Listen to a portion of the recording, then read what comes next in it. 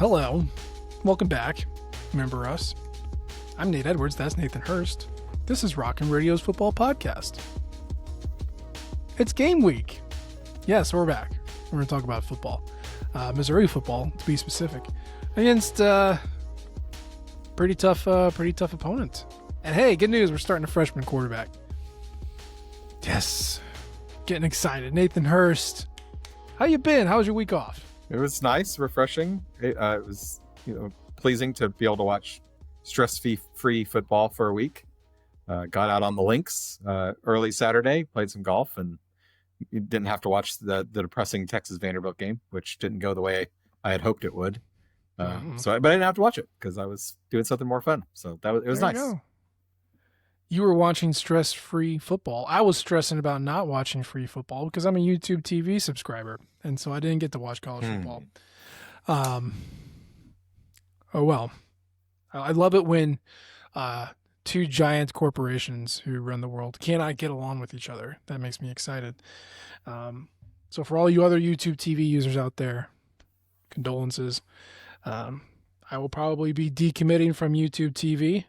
My commitment is open to whoever can provide college football at a steady, reliable rate, and that's not going to break the bank. So there you go. That's the game's on over the air ABC. You could just go old fashioned, pull out the old rabbit ears, take a trip down memory lane to circa 1965, and watch it like God intended, where you're jiggling the antenna every 2 minutes just to see if you can get a good picture.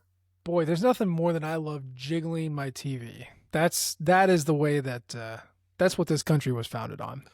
I'm old enough now. Too much jiggles as it is. I don't need to be jiggling antennas, dude. I ate enough of my kids' chicken nuggets that I just jiggle whenever. So yeah, I'm with you. What were you talking about? That's right, Missouri football. Hey, let's talk about some good stuff. We have not talked about recruiting for a while. That happens when you get into the season. There's so much that's going on. You are just literally drinking from the fire hose the entire time. That yes, sometimes you have commitments that just kind of, they happen and then you're moving on to the game. And it doesn't help when like 2 of the past 3 committed right before that game kicked off. So you kind of forget about it and move on. But we're going to talk about those now. The one I wanted to start with, his name is Ahmad Billins, and he is the guy who committed right before the Vanderbilt game kicked off. I think literally 5 minutes beforehand.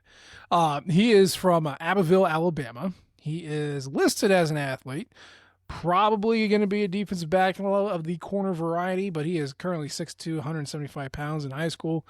And he is the 74th best athlete in the class of 26 and the 1,007th best player overall. A lot of rough stuff here. This is one of those component guys where like, ooh, I can see how this grows. Ooh, I can see how he could be well here, but he's just not there yet. So Hurst, a little bit of a project. What do you think about Mr. Billins' commitment? Yeah, I mean, if the coaches wanted him, I'm on board with it. It seems like he's one of several in this class, so they're kind of in that same mold.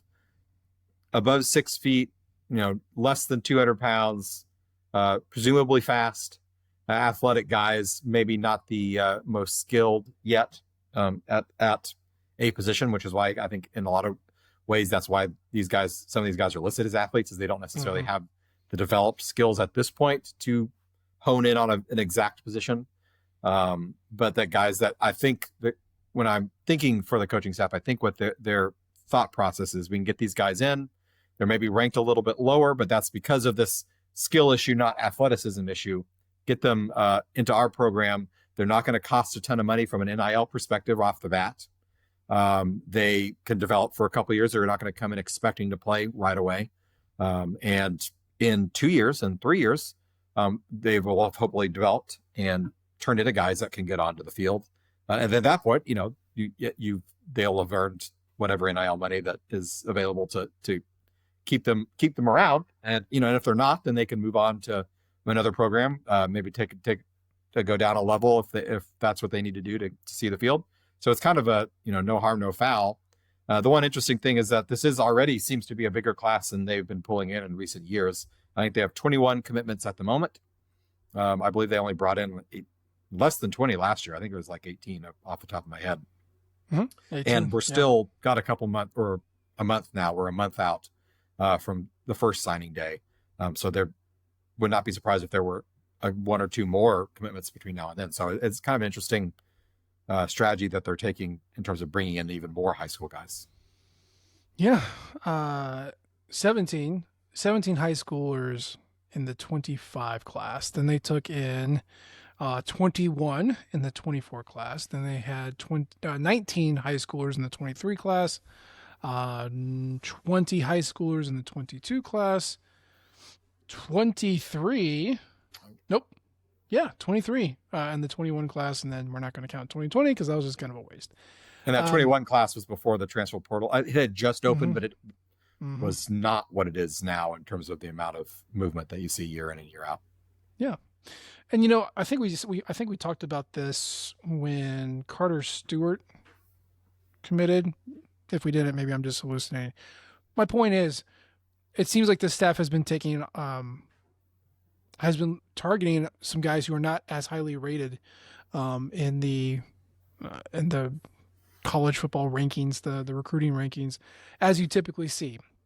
Carter Stewart's, nearly a top 2,000 player. Maxwell Warner, 1258. Isaac Jensen, 1082. Ahmad Billins, like I said, 1,007th. These are more like 1,000 level players than you've seen in any of the previous recruiting classes. And I'm not saying like the recruiting services are the end all be all. Obviously, they miss on individuals all the time. It's always the kind of the aggregate, the big picture one is that the most accurate. So they could be wrong about these guys too. But the interesting thing is that typically you don't see Drinkwitz target these sort of guys. And, Hurst, I think he's been burned a couple times. I think most notoriously, if you go back to the 24, because Williams Winery came in and it was a big steal. I'm like, oh, this is great. And then he leaves and goes to Nebraska and is like, he's a rotational player right now. Good one. Kawan Lacey at Ole Miss now. Courtney Crushfield at Arkansas right now. These are highly rated guys who, allegedly came to him after their freshman year and said, hey, I need more. And, credit to Drinkwitz and the staff. Like, why would we pay you more? You haven't done anything yet. Like, we'll give it to you when you've shown it. And I don't want to say this is like a gross overreaction to that, but if you already have a strength of identifying talent through the portal and you've been burned from high schoolers who want more now, yeah, why not kind of target projects, develop them? If they choose to stay, great. They're cheap, as far as payment goes. If they want to go somewhere else, they haven't really lost anything. And by the way, hey, we're still kicking butt at analyzing portal additions. So I'm not saying that's where they're going to go. Obviously, they have plenty of blue chips in this class, but might be something to think about going forward. How would you do it if you had infinite? Let's say money's not an issue. Let's just say money's not an issue, but right. Obviously portal issue. I'll just take all the 5 stars then, and then I'll take all the good portal players too. If money's not an issue, I'll just take them all. Okay. But no, I think this strategy does make sense if you're going to have a big budget to go bring in those top portal guys. They've got at this moment 4 4-star rated players. So they do, as you mentioned, they do have some blue chip guys. They're in the mix for at least one more blue chip guy. We'll find out here in the next week or two where he's got to commit defensive lineman. He just decommitted last week. So that they're bringing in some talent too.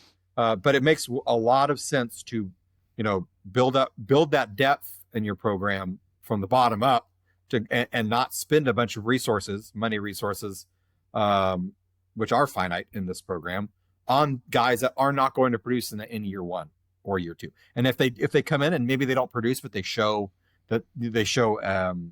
promise, they work hard, they're good locker room guys, they have it developed to the point where you're confident in a year or 2 they are going to see the field, then that's when you can spend a little bit more of your resources on those guys. If they don't and they stick around, as you said, that's fine. That's depth and they can continue to develop. If they choose to leave at that point, then, you get another, there are a lot of 3-star high schoolers coming out. So next year you can bring in another wave, keep the guys that are willing to stick around and develop, and, the guys that want to move on, more power to them. And then once again, holding on to the resources for those top transfers bring in 4 or 5 4-stars a class like we're doing this year. I think it makes a lot of sense. Yeah.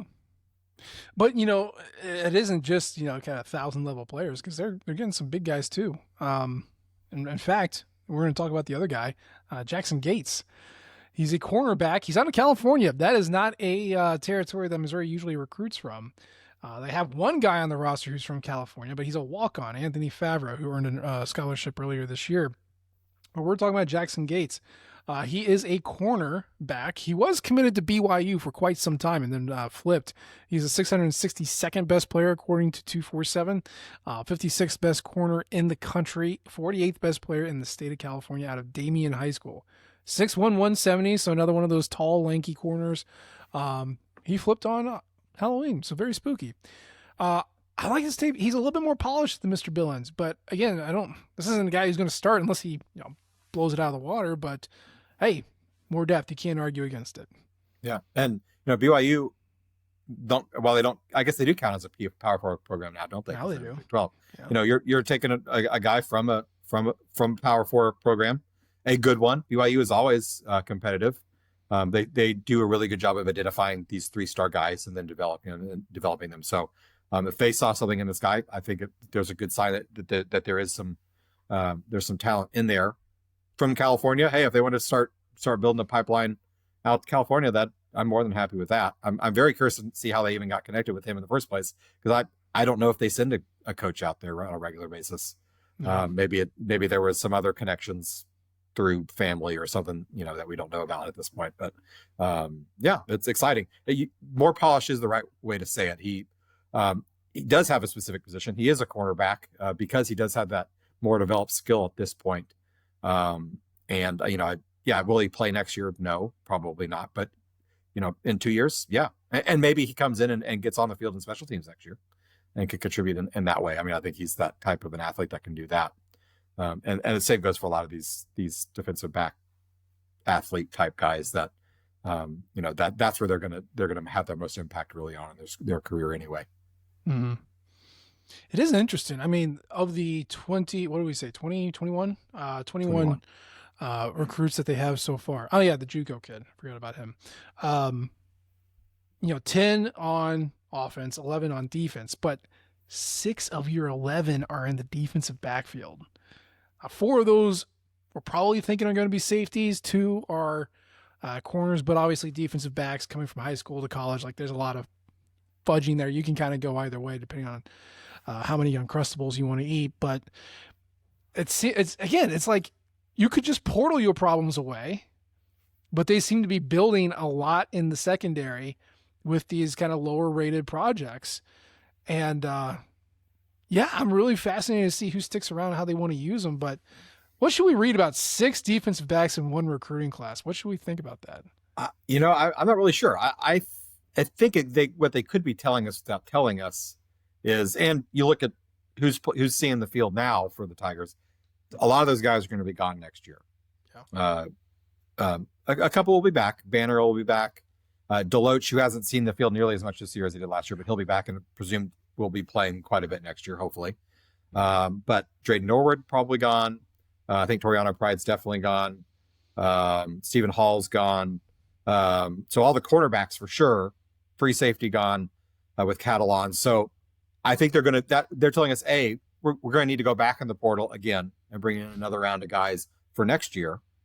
But if we can bring in a big class of developmental guys that can work hard next year as freshmen, won't see the field as a freshman, but then when the next class of portal guys is gone, hopefully at least a couple of those guys we brought in will have risen up above the level and are going to be able to find the field. And it just shows that, that's an area they've found of a weakness, I think, in recent years in terms of developing guys, excuse me. Because you look at the starting who in the secondary is receiving minutes and snaps at this season. There is not a single one that is a freshman recruit or a high schooler recruited into the team. Catalan transfer, Hall transfer, Norwood transfer. Carnell was Dalen Carnell. He's number 1, and he was it. And he was like the first class that Drinkwitz brought in. Hall's a transfer. McBride's a transfer. So really it's Carnell, and if Deloach ever gets on the field, he would be the other one. So that's an area that they've really not done a good job of developing these guys, and so maybe they're throwing a lot of stuff at the wall and hoping some of it sticks for the next round. Yeah, it is wild if you go back and you look at just the starters and where they came from. You go back to 2021, and for the entire team, Missouri was starting 1, 2, 3, 4, 5, 6, 7 transfers in 2021. Now, in 2025, they have 7 starters on defense that transferred in, let alone another 1, 2, 3, 4, 5, 6 on offense. So you've got running back, slot receiver, left tackle, left guard, right tackle, both corners, both defensive ends, one of your defensive tackles, your inside linebacker, and your rover, I guess is what Jalen Catalon is, plus your punter. All those guys transferred in. Marvin Burks, Dalen Carnell, Nick Rodriguez, homegrown. Oh, Sterling Webb. Crap. No, Sterling Webb is a transfer too. He's New Mexico State. So like this is the modern era. You are starting transfers all over. And like it's rarer to see kind of a developmental homegrown guy get snaps, especially kind of like in this transition year that we had between the Halcyon days of 13 or 23, 24 into 25 now. It's I don't know what it means going forward. There's just a lot of transfers on this team. That's the big takeaway. One of the hardest things I would have to imagine being a college football coach is two hardest things: identifying talent out of high school when you're looking at players that are 17, 18 years old, playing against other 16, 17, 18-year-olds, finding which of those guys are talented enough to play at the next level. And then number two is developing that talent to the point where they're able to get on the field and compete in the SEC. So why do that when you can let other people do that hard work for you? And then you can just sit back and see which guys do compete at a level that, if not the SEC level, then a level in college where you feel like they could elevate to an SEC level, then bring those guys in. So Mizzou is not alone in doing that, but having SEC money helps when doing that, and makes that job quite a bit easier. Yeah, I would say so. But let's not forget about the last commit that we have not talked about so far. This is a big one, Oklahoma State flip, which put a pin in that. I'd like to talk about that before we get out of here. Tajh Overton, defensive tackle out of Owasso, Oklahoma. Does that sound familiar? Owasso, Oklahoma? Anybody? Bueller? Yeah, that Chris McClellan, he was there. So there's a little bit of a tie there, which is nice. But he was, Tajh Overton was committed to Oklahoma State. He got fired. Therefore, he opened up his commitment, and voila, now he is here. He's the 298th best player according to 247, 38th best defensive tackle, third best player from the state of Oklahoma. He is 6'3", 275. So he's got some room for a couple extra chicken nuggets in there. Third highest ranked player so far in Missouri's recruiting class. It's a flip. What's not to love about this? 4-star defensive lineman. We come on down. McClellan's going to be gone. I think he has another year of eligibility, but I would be shocked if he doesn't go to the NFL. So that's a replacement there. Not that he's going to produce like McClellan coming in from day one, but you always have to have depth there. So I will take depth, and I will take depth with talented guys. He's probably gonna have to put on 20 more pounds, which he can do. He's 6'3", he's got the frame for it. But yeah, come on down, bud. I will take a 4-star defensive lineman over just about any other 4-star of any other position, to be honest. If you have to pick one position where you want your blue to be blue chips, I think it's going to be in the trenches, both sides. Mm-hmm. Yep. Tackles, guards, edge rushers. That's what we're looking for. Yeah. So very good. Yeah. We'll see. And as we get closer to portal season, obviously we're going to be tracking all the people leaving, all the people coming in. So the thing about recruiting, it's kind of a well, it was year round, and now they're trying to reel it in, which is good and nice. But there's gonna be a lot of movement to go, both on the high school front and on the portal front. But hey, it's nice to have these 3 guys in. We'll see where they end up on how they shake out in Missouri's plans. Speaking of Missouri's plans, they got the plan to play Texas A&M this week, and it's going to be a tough one. That's going to be a tall order for Matt Zollers to walk into and get his first collegiate start. It is at home, so you are eligible to win it. I know most Missouri games you can kind of wait and turn on for the last 7 minutes of the game and you go, okay, now we can see who's going to win.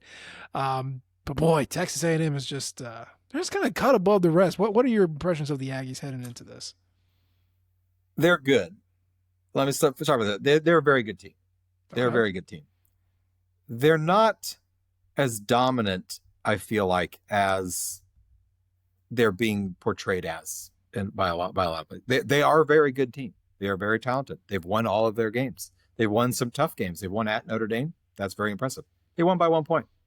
They beat Auburn at home by 6 points, same as Mizzou, but at home, not even on the road. They beat Florida at home by 17. Okay, they beat them well. They beat Arkansas by 3 points. They gave up 42 points to Arkansas. Arkansas's got a good offense, 42 points. It's an elite offense, man. They did beat LSU. They were also losing at the half to LSU.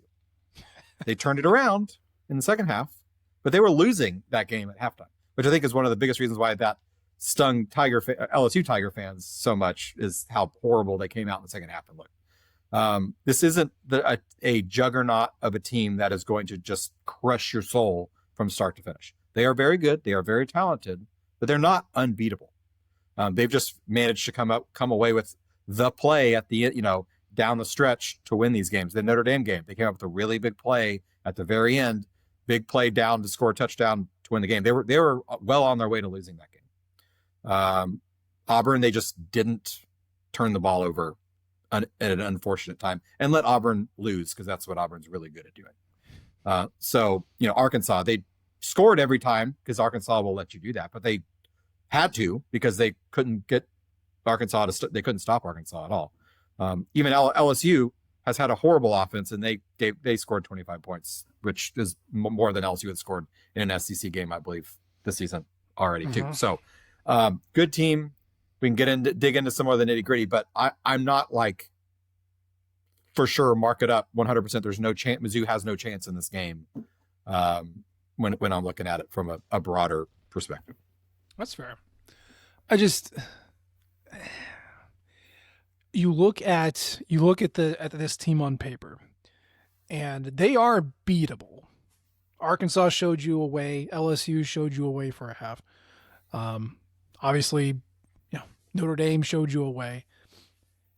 They are incredibly vulnerable to explosive plays on defense, like even worse than Missouri. So that's how bad it is. But here's the problem: Missouri doesn't really generate explosive plays. So then it's chicken and egg situation here. Is A&M's defense so leaky that they can help Missouri generate explosive plays? Or have they just gone up against some explosive play maestros and suffered for it? And when they have gone up against an Auburn or a Florida, and they've been able to take care of business, I'm not exactly sure where it drops, but like how many 16 plus yard passes do you think Matt Zollers can rattle off here? I mean, I think he's got a better chance at it than Bo Prabula did in terms of big explosive passing plays. Now, is the running game going to have the opportunity to have as many explosive plays? I don't necessarily know if that's going to be the case, because you're not going to have the dual threat of either the running back or Prabula keeping it and rolling, and doing something with it. So that might limit the opportunities for those types of plays. But I will say that I think Zollers has more chance of throwing it over the middle of the field and letting guys catch and run with the ball, which is just something that we didn't really see in the first round of this offense. He showed it quite several times against Vanderbilt, where he was willing to throw the ball across the middle of the field, and it worked. Now, Prabula would do that on third downs when he had to, and it would go just to the sticks, and they could get a first down. and he was accurate in doing that, but there wasn't much of a hit a guy in stride as he's running a crosser and, giving him an opportunity to run, keep running with it after the ball. So that's where I think they might be able to find a few more in the air, but it's going to be tough, and they're going to have to block this pass rush for the Aggies, which leads the country in sacks this season. So that's going to be the biggest challenge, is figuring out a way to get the ball out fast, which I've been asking for weeks from this offense under a different quarterback. We didn't see it. We didn't see it against Vanderbilt. So I don't know if they've had 2 weeks to figure out how to do that, and the game plan specifically for this pass rush. We'll see if they can do it. I don't know. We'll see. I mean, it's Texas A&M is the third best Havoc defense in the country, about 21% Havoc rate, which is insane.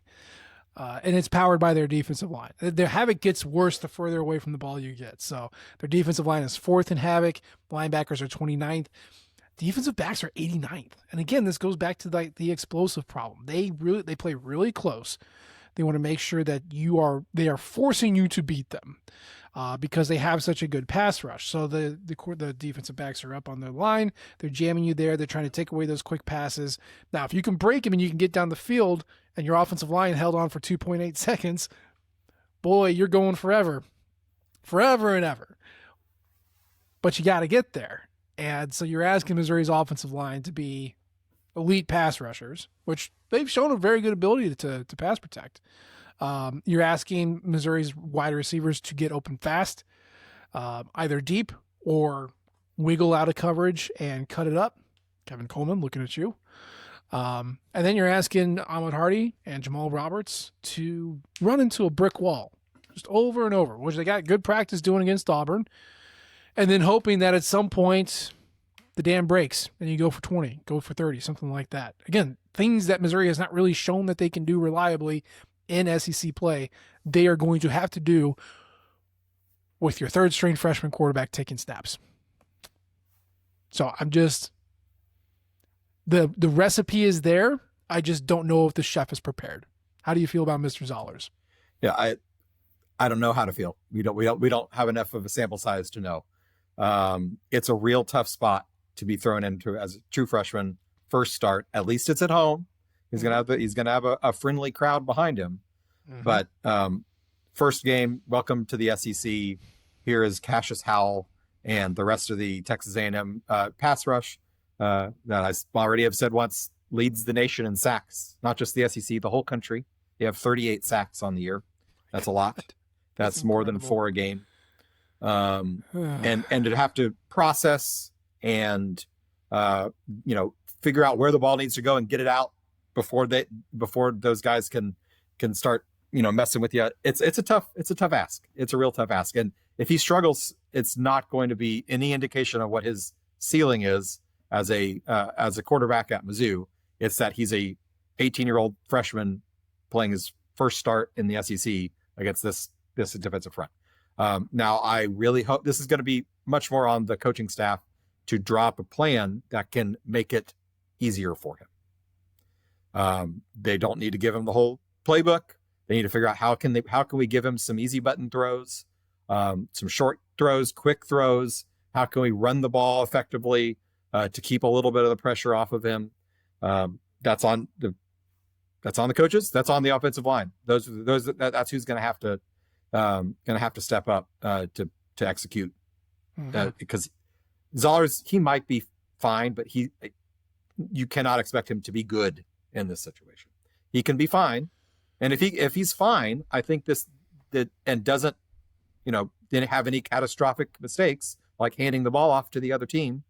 If he can avoid that, then Mizzou might have a chance. That's a big ask for a true freshman, but I think if they can do that, I think the defense can play well enough to keep this game close. I'm just I don't want to come across as a fatalist. I'm so much less concerned about the outcome of this game and so much more concerned about Matt Zollers, the quarterback, and his progression. I mean, if you go back to Drew Lock in 2015, he was pressed into service way earlier than what anybody wanted. because Matty Mock was kicked off the team. And so you had a freshman in his first year on campus. He was 18 or 19. He was another blue chip quarterback, but he was like, all right, here you go. It's your team now, go. And at the end of that season, it was so bad. It was so bad for him that he was like, I don't even know if I want to keep doing this anymore. And that's, you're going up against A&M. You're going up against Oklahoma. Mississippi State's defense isn't elite, but it's still an SEC defense. Arkansas is an FCS defense, so we'll just ignore that one. But still, like, this is a tough stretch. That's 2 home, 2 away. And technically, yes, your playoff hopes are still on the line. Like, I hope that he learns, and I hope it's not so catastrophically bad that he is, like, broken. Like Blaine Gabbert was broken in 2009. Because he's got the talent, man. Like you can see flashes. Obviously, you saw it in high school. You've seen some impressive throws in the limited series that we've seen him in. He's got the talent. It's just you don't want him to break. And if he was really good enough for to be considered for this, to be running this offense, it would have been a 3-man quarterback race in the fall, and it wasn't that. So I just want to make sure that, yes, and I'm sure they are, but the staff is preparing him in a way that's going to be mentally able for him to manage and not get broken and just, still be competitive, challenge him. But let's make sure our beautiful little boy from Pennsylvania is okay in the long run. That's all I'm really concerned about. Yeah, they need to find a way to protect him, not only physically protect his body, but protect his psyche as well. Easy throws he knows he can make and that are there, and he's not going to have to go read a 3-man progression before and finally find somebody that's open. He's going to need to be given a lot of plays that are one read, throw the ball, get it out, and let Kevin Coleman do his, let a Marquise Johnson, let somebody else with experience do something with the ball in their hands, and not put too much responsibility on his shoulders, because that is too tough of an ask, I think. You got to be creative with it, but Kevin Coleman needs like 10 targets. 15. He needs 10 catches. Really get him like in that screen, cut over the middle. Yeah, Marquise Johnson kind of do like that bubble wheel that I've seen is very popular this year. Like, just get them usage and get creative with it. Like, that's got to be your guy, your 2 guys right there. And Marquise, please, God, be gentle with him. Be patient with him, please. He's just a wee baby. He's trying his hardest. And A&M's offense is great. I remember going up against Colin Klein when he was at K-State. I'm like, oh my God, I can't wait till I never have to face this guy again. And then, of course, the monkey paw curls. And hey, by the way, you're going to have to face him all the time as a coordinator. Yay. And his offenses are just as annoying as he was when he was playing quarterback at K-State. Like, you're like, how does this work? And it does. And it's so frustrating because it doesn't seem complicated. It's just running the ball and with the quarterback and with the running back and like quick passes. And you're like, you should be able to stop this. And nobody does. Nobody does. I look at these stats to try to figure out where you can attack these guys, and there's really nothing you can. They're just solid. They're efficiency based. They don't turn it over. They get a couple explosives when they need it, but they convert third downs. They finish like it's just these guys suck. I don't even know what to say about their offense. It's going to be no fun. Their offense is good. They're not elite at anything. There's not one thing you look at and say this team will throw it for 400 yards, no matter what you do. That's not what they do. They're not going to run it for 250 yards either, but they're going to be balanced and they're going to be efficient. And they can get the job done. I'm much more worried about the other side of the ball than I am on this. I think as long as the offense can hold on to possession of the ball long enough to keep the defense rested, I'm not terrified about how this defense matches up with this offense. I think the Mizzou defense can play well enough against this offense. They've had plenty of experience against mobile quarterbacks. They've done very well against mobile quarterbacks this season. And Marcel Reed is good. He's not the best quarterback that they will play this year. And he's mobile, but he's not the most mobile quarterback that they've played this year. So they can play well enough. The defense has done it all season. Today as well, they can play, or this week, they can play well enough to win this game. And I think they will, at least long enough to give the offense a chance to make it obvious whether or not they're going to be in the game or not. But a couple turnovers on the offensive end, short fields, that's how it can go sour real fast. And then, the dam breaks. And if it's, you're looking at early third quarter and it's 24-3 or 24-10, that's when the defense could start losing it a little bit. Yeah. A&M has scored 30 points in every game except for one. It was Auburn. Auburn is the 11th best defense in the country. Excellent defensive line. You've seen them play. I don't need to explain it to you. Missouri's defense is 10th. Very similar in how Auburn does it. So maybe you can make an argument. You can say, look, Auburn did it with no offense. Held them to 16, one-score game. They were on the road, though. I will say, their worst performances have been on the road. A 63% post-game win expectancy against Notre Dame, game they won by 1. A 62% post-game win expectancy against Arkansas when they won by 3. Now, they also 100% win expectancy against LSU on the road, but like you said, they were down at half. So, again, you're at home. You are eligible to win. It could happen. I do agree with you. I think this defense can handle it. I'm just saying, there's Texas A&M's offense is just jujitsu, right? That block, reverse, counter. We went, you're not over there? We're going right there. It's going to be the most frustrating thing in the world, and I'm so excited that we get to watch it. Well, I don't because I have YouTube TV, but yeah. One bright spot, and I don't like to call it a bright spot, but Le'Veon Moss, their very good running back who destroyed Mizzou last year, is out. He was officially on the injury report the first of the week that came out earlier today. Was ruled out for the game. He's been dealing with injuries a lot of the year. So he will not be playing. They do have, 3 other guys that can run the ball. Emmitt Smith's son is on their team. He's their fourth leading rusher behind Reed. So we'll probably see some carries from Emmitt Smith Jr. We've got Ruben Owens. Ruben Owens is there going to be the leading receiver or leading rusher coming in. But the other thing is, Reed is not a guy. He only has 6 sacks on the year. So I think the experience with Vanderbilt is actually going to be very helpful in defending Reed. He's much faster than Diego Pavia is. But they're also in the pocket. They are very similar in that you do not run right at this guy and try to bring him down because you're not going to. He's going to sidestep. He's going to miss you. He's going to do some voodoo BS and be out, be off. And he's fast. He's faster than Pavia, so he can outrun a defensive end trying to tack him down. But they got to keep him in the pocket, make him make throws downfield. That's what they need to do. They're not going to sack him. They might get a couple, but they're not going to rack up 5-6 sacks on this guy. He only has been sacked 6 times all year. So instead, do the Pavia plan. We'll put a little TM next to that. The Pavia plan. Keep him in the pocket. Don't let him escape up the middle. Make him go through his progressions, 2-3 reads, find a guy. He hasn't had to do that a whole lot of that this year. Make him do that. Guard his first reads are good. Mario Craver, very good receiver. Leads the SEC in receiving yards at the time.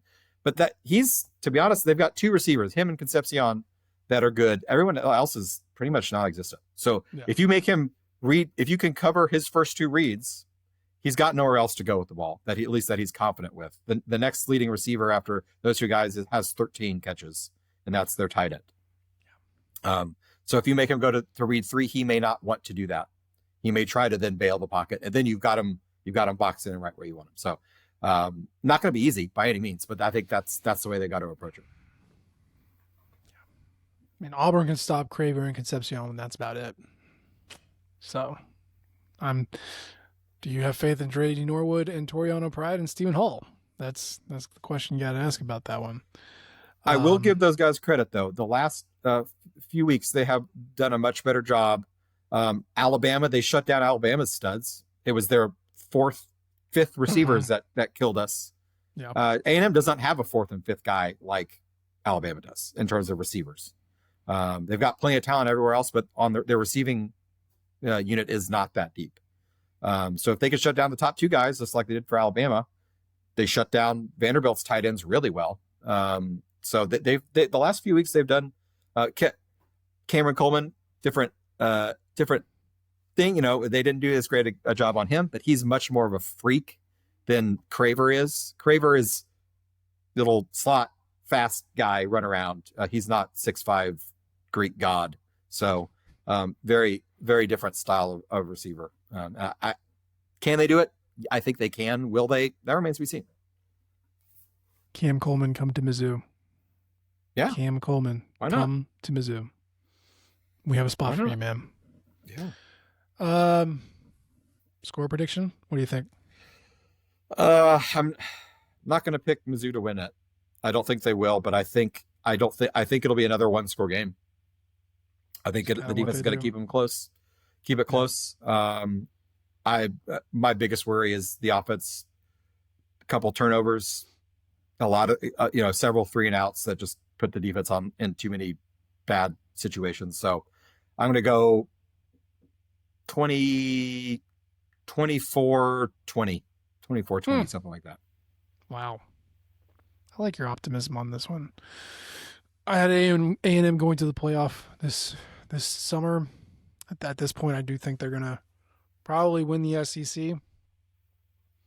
They'll make the game. I don't think they'll beat Alabama, but I think they'll beat them. 28-10 Aggies. I think Matt Zoller's thrown into this position is going to be rough. Yeah. So one of the rare one score losses in Eli Drinkwitz's profile, but that's what I got. Well, he hasn't kept it to one score against A&M yet, so hopefully that is a problem. I think he's 0-2 in that. 0-2 in that. It is a problem. And speaking of Drinkwitz, his name just continues to get bandied around with all these jobs, which, don't trust the list, man. Like those lists are profitable for individual reporters. They are friends with agents, and their agents say, "Hey, put my guy on the list," and they say, "Okay." So don't worry too much about lists. But obviously, he's still on him, and people are very interested in him. There's plenty of camps that want him. I was just thinking the other day, if you go back and you think about the jobs that are open right now, and they're high profile, and that's why Eli Drinkwitz is associated with them. So you got, Virginia, maybe not Virginia Tech, but you got Penn State, Florida, LSU, Auburn, and it's like, oh, Eli Drinkwitz would be great here.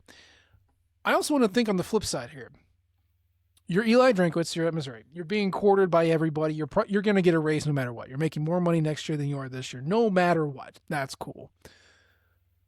Do you want to take one of these jobs and start your process all over, move the family again, who allegedly love being in Columbia?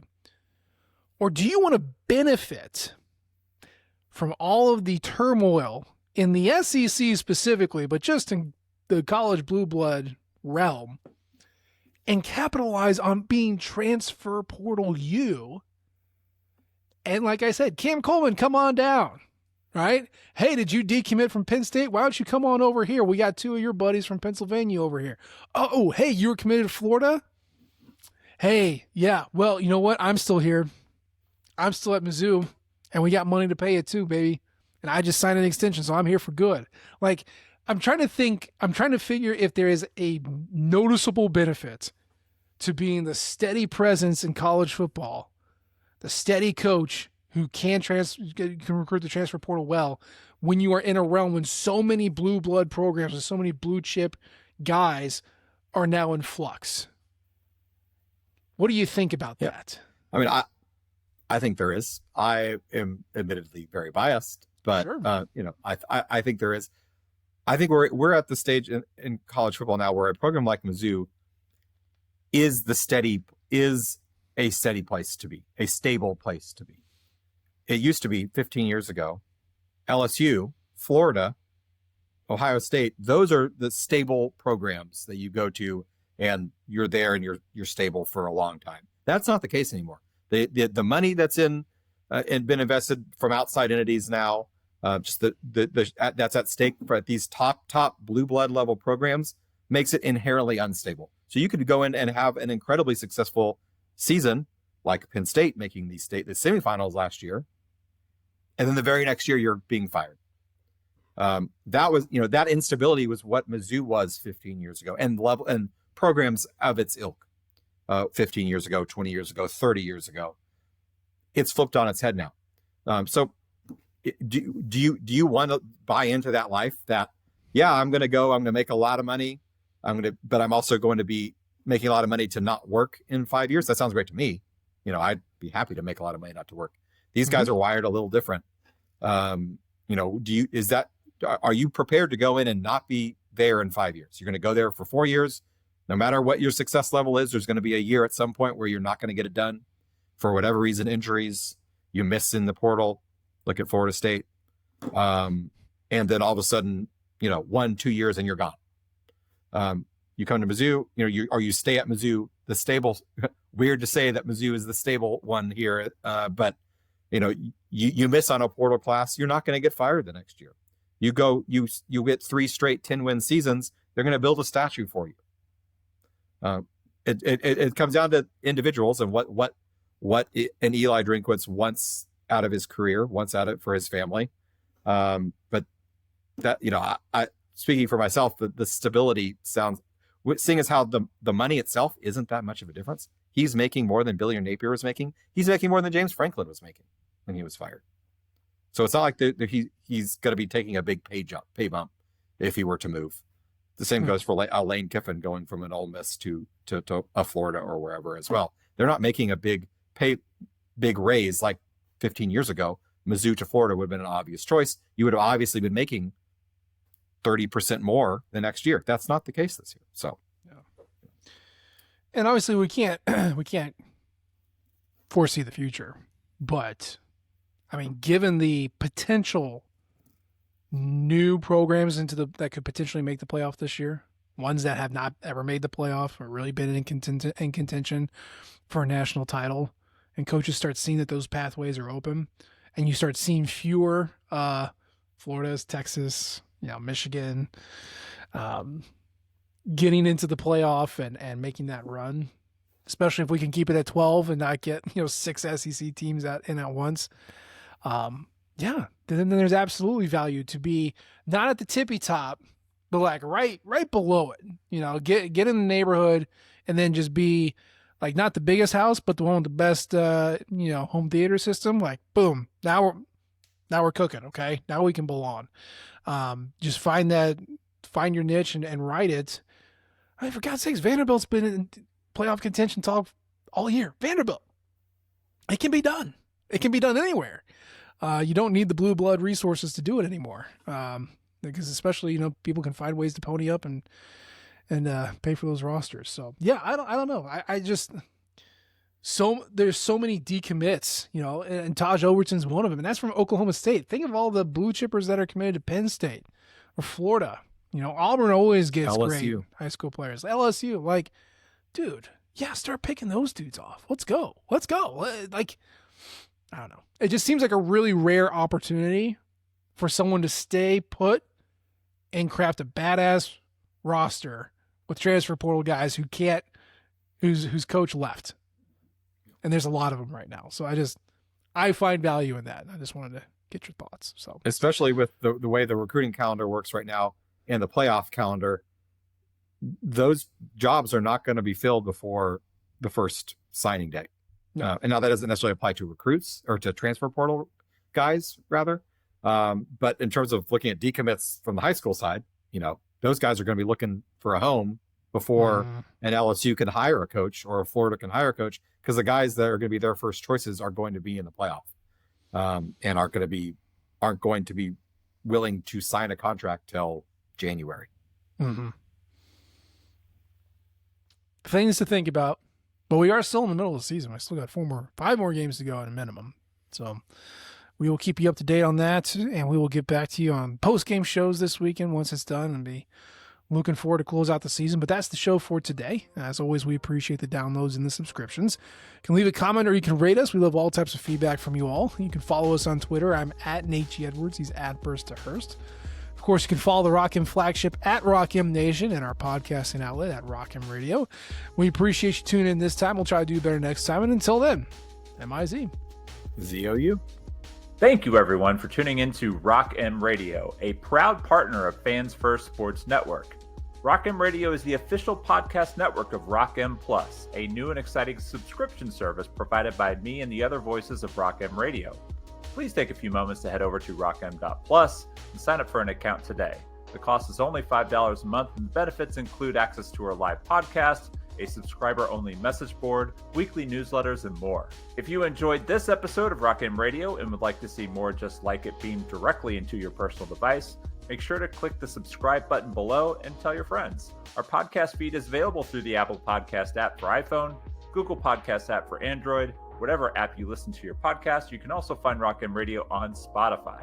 If you're looking for a podcast about your favorite team that is not Missouri Tigers, Fan First Sports Network is your answer. A full podcast network loaded with the team-specific podcasts covering Major League Baseball, the NFL, NHL, NBA, MLS, and more.